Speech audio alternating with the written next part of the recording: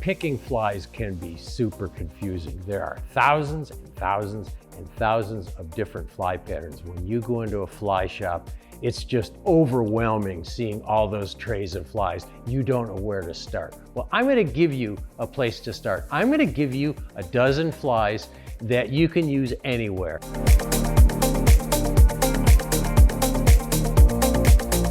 I use these flies in the mountains of Vermont. I use them in the Catskills. I use them in Montana, Idaho, Wyoming. I'm down in Chile right now at Magic Waters Lodge, and these flies are working just fine. So these flies are gonna work for you anywhere in the world. It's a good place to start. You gotta start somewhere. Here's a dozen flies.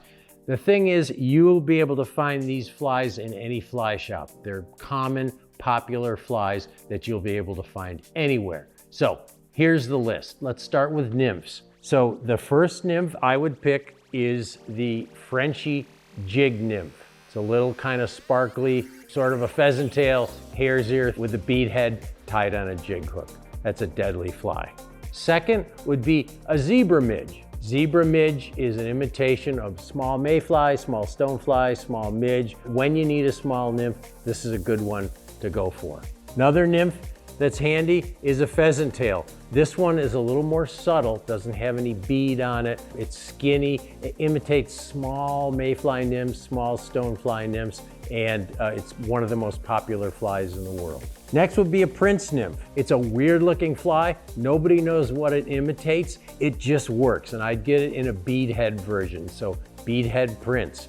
And it just looks strange, but it really works everywhere. Next would be a hare's ear nymph, a beadhead hare's ear. Imitates larger mayflies, stoneflies, maybe even a caddis fly larva. It's just a good general nymph that works in all kinds of waters. And then finally, you need a fairly large nymph, and one of the most popular in the world is this rubber legs. It probably imitates a big stonefly or maybe a crayfish, and it's got wiggly rubber legs. It's got some weight on it. It's got a bead at the front of it. This is good for a large nymph when you want to fish deep in the water column. Okay, so that's the nymphs. Let's go to streamers next. I'd take 2 streamers in my initial selection. I don't think you need a great variety of streamers. So I pick a dark one and a light one. The first is the absolute, probably the most popular fly in the world, works anywhere for all kinds of fish, trout, bass, even saltwater fish, and that's a woolly bugger, a black woolly bugger. And I like them with either a tungsten bead or a cone. So a beadhead woolly bugger or a tonguehead woolly bugger. A little bit extra weight will help get that fly down, but beadhead woolly bugger is a killer fly everywhere for everything. And then for a light colored streamer, I like a white zonker. It's got a piece of rabbit fur on it, a little sparkle to it. You know, if a dark fly doesn't work, try a light fly like this white zonker.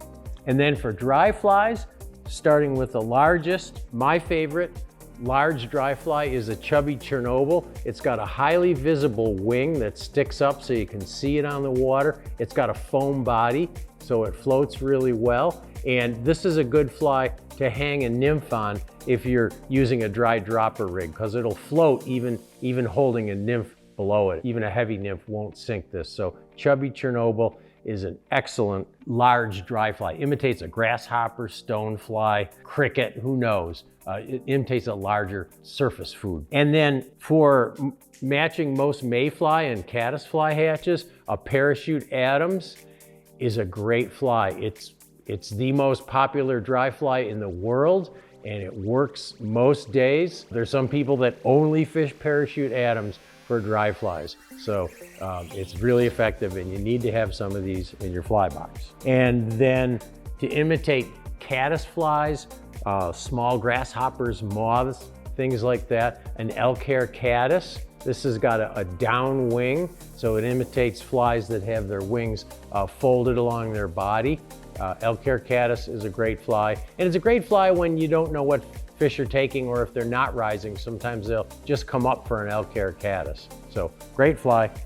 And then finally, I would never go anywhere in the world without a small olive mayfly. And I would say if you're gonna have one, I would say some sort of blue wing olive in a size 18.